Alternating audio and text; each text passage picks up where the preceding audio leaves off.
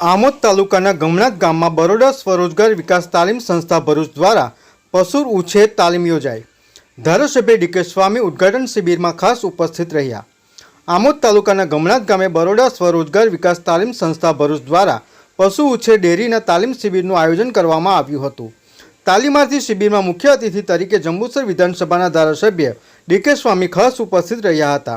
તેમની સાથે bank of બરોડાના regional manager Amankumar, LDM Anup Joshi, RCT director Harshal Patil, Amod taluka Bhajap પ્રમુખ દીપક ચૌહાણ, સરપંચ વિરાજસિંહ રાજ, સામાજિક કાર્યકર ધર્મિષ્ઠાબેન પટેલ હાજર રહ્યા હતા।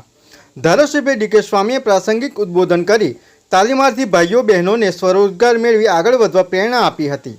બેંક ઓફ બરોડાના રિજનલ મેનેજરે બેંકની વિવિધ સેવાઓ વિશે માહિતી આપી બેંકની વિવિધ યોજનાઓ થકી સશક્તિકરણ અને આત્મનિર્ભર કેવી રીતે થવું તેના વિશે માર્ગદર્શન આપ્યું હતું।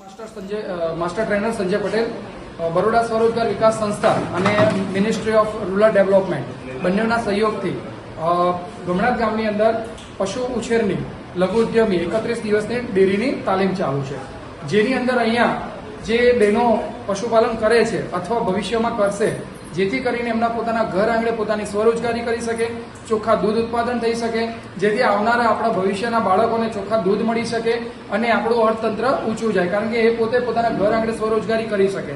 તો જેમ કે પશુપાલન તો વર્ષોથી ચાલતો ધંધો છે, એમાં કંઈ નવી વસ્તુ નથી, પરંતુ દાદા પરદાદાથી જે ચાલતું આવ્યું છે એની અંદર પરિવર્તન ખૂબ જરૂરી છે, કે જેમ કે આપણા જીવનમાં અને આપણા સામાન્ય જે મોબાઈલ ઇન્સ્ટ્રુમેન્ટમાં પણ પરિવર્તન જોઈએ છે, અપડેટ માગે છે, તો એવી રીતે આપણા પશુપાલનના વ્યવસાયમાં પણ જો આપણે અપડેટ નહીં કરીએ તો આપણા પશુપાલનના વ્યવસાયમાં આપણે આર્થિક રીતે સદ્ધર નથી થઈ શકતા। તો એની અંદર જેમ કે આપણા ખટલાના 4 પાયા છે, તો એક પાયો તૂટી જાય તો આપણે આરામથી બેસી નથી શકતા, એવી રીતે પશુપાલનના 4 આધાર સ્તંભ છે।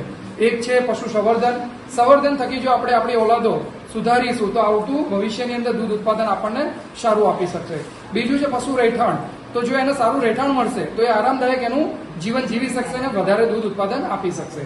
ત્યાર પછી છે પશુ પોષણ, જે પશુપાલનનો ખૂબ જ અગત્યનો પાયો છે, કે જે આખા પશુપાલનના વ્યવસાયમાં 60 થી 70% જેટલો ખર્ચો ખાલી ખોરાકનો જ થાય છે। એટલે ખોરાક આપતી વખતે જો જાનવરની ઉંમર, શરીર, વજન, એની દૂધની સ્થિતિ, ગાભણની સ્થિતિ, ખાલીની સ્થિતિ જો ધ્યાનમાં આપીને આપણે જો એને સમતોલ ખોરાક આપીએ તો આપણો 100% આર્થિક આપણી બચત થઈ શકે છે। VMP news, think positive.